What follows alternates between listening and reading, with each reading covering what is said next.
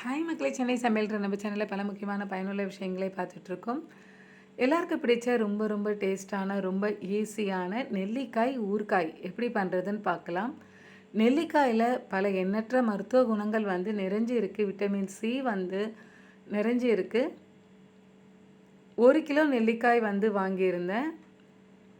இந்த நெல்லிக்காய் வந்து நல்லா கழுவிட்டு கொஞ்சம் நேரம் வெயிலில் வச்சு எடுங்க. ஏன்னா தண்ணி வந்து ஒரு ட்ராப் கூட தண்ணி இருக்கக்கூடாது. நல்ல பொடியை வந்து இந்த மாதிரி கொட்டையை நீக்கி எடுத்திருக்கேன் பாருங்கள். நல்லா நீங்கள் அந்த கோடு மாதிரி இருக்கும் நெல்லிக்காயில், அதில் வந்து நீங்கள் வகுந்து எடுத்தாலே வந்து நெல்லிக்காவுடைய கொட்டை வந்து தானாக வந்துடும். இந்த அளவுக்கு நான் பீஸ் பீஸாக கட் பண்ணி எடுத்திருக்கேன்.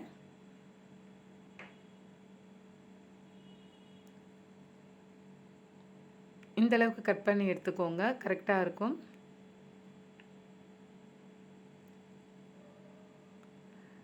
இப்போ கடாய் வச்சுருக்கேன். கடாய் ஹீட் ஆனவுடனே செக்கில் ஆட்டின நல்லெண்ணெய் சேர்த்துக்கலாம். ஊறுகாய்க்கு எப்பவுமே வந்து நீங்கள் நல்லெண்ணெய் மட்டும்தான் சேர்க்கணும். கடலெண்ணெய்லாம் சேர்த்திங்கன்னா ஊறுகாவுடைய தன்மை வந்து சீக்கிரமாக கெட்டு போயிடும். ஒரு 4 குழிக்கரண்டி அளவுக்கு வந்து நான் செக்கில் ஆட்டின நல்லெண்ணெய் வந்து சேர்த்துருக்கேன். அது ஹீட் ஆகட்டும். தாளிக்கிறதுக்கு கடுகு வெந்தயமும் சேர்த்துக்கலாம். கடுகு வந்து ஒரு 2 டீஸ்பூன் அளவுக்கு இருக்கும். வெந்தயம் 1 டீஸ்பூன் அளவுக்கு இருக்கும். காஞ்ச மிளகாய் ஒரு 10 காஞ்ச மிளகாய் வந்து பொடியை கட் பண்ணி வச்சுருக்கேன். ஏன்னா ஊறுகாயில் வந்து ஊறும்போது ரொம்ப நல்லாயிருக்கும். ஒரு 2 டீஸ்பூன் அளவுக்கு பெருங்காயத்தூள் சேர்த்துக்கோங்க. நிழல்லையே காய வச்ச கருவேப்பிலை ஒரு கைப்பிடி அளவுக்கு, 1 டீஸ்பூன் அளவுக்கு மஞ்சள் தூள், காஷ்மீரி மிளகாய் தூள் வந்து ஒரு 5 டீஸ்பூன் அளவுக்கு நான் எடுத்திருக்கேன். அந்த எண்ணெயிலே நல்லா நான் இப்போ வந்து கேஸ் ஸ்டவ் வந்து நான் ஆஃப் பண்ணிவிட்டேன். அந்த ஹீட்லேயே வந்து நல்லா மிக்ஸ் பண்ணி விட்டுக்கோங்க. அந்த மிளகாய் தூளுடைய கலர் வந்து மாறாமல் இருக்கணும்.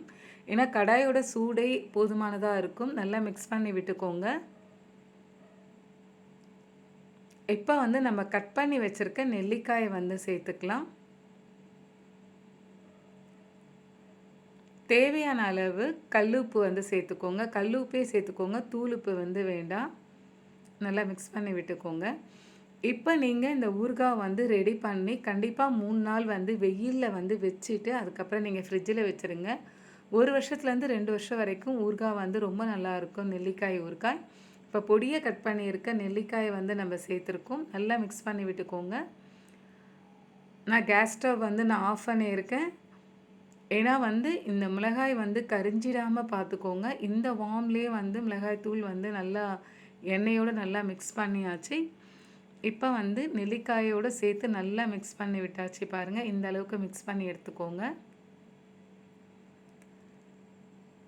நான் ஜல்லித்தட்டு போட்டு அப்படியே மேலே நல்லா ஜல்லித்தட்டு மூடி ஒரு 3 நாள் தொடர்ந்து வச்சுருந்தேன். காலம்பரை 9 மணிலேருந்து ஈவினிங் 4 மணி வரைக்கும் 3 நாள் தொடர்ந்து வச்சுருந்தேன். எண்ணெய்லாம் நல்லா பிரிஞ்சு சூப்பராக ரெடி ஆகி வரும். இது வந்து நீங்கள் ஃப்ரிட்ஜில் தான் கண்டிப்பாக வைக்கணும். 1 வருஷத்துலேருந்து 2 வருஷம் வரைக்கும் இந்த ஊறுகாய் வந்து ரொம்ப சூப்பராக இருக்கும். ஊறுகாவுடைய தன்மை மாறாமல் இந்த மாதிரி தான் தட்டு போட்டு நான் வெயிலில் வச்சுருந்தேன். நல்லா மிக்ஸ் பண்ணி 3 நாளும் வந்து கலந்து விட்டு வைங்க. 3 நாள் வெளியில் தான் வச்சுருந்தேன் நான். அப்புறம் 4வது நாள் மட்டும்தான் நான் ஃப்ரிட்ஜில் வந்து கண்ணாடி பாட்டிலில் போட்டு ஃப்ரிட்ஜில் வச்சுருந்தேன். நல்லா மிக்ஸ் பண்ணி விட்டுக்கோங்க. நல்லா சன்லைட் வெளிச்சம் நல்லா பட்டிருந்தது. சூப்பராக ஊறுகாய் வந்து ரெடியாக இருந்தது. இதே மாதிரி செஞ்சு பாருங்கள், சாப்பிட்டு பாருங்கள், ஷேர் பண்ணுங்கள், லைக் பண்ணுங்கள், சப்ஸ்கிரைப் பண்ணுங்கள். தேங்க்யூ. வாழ்க வளமுடன்.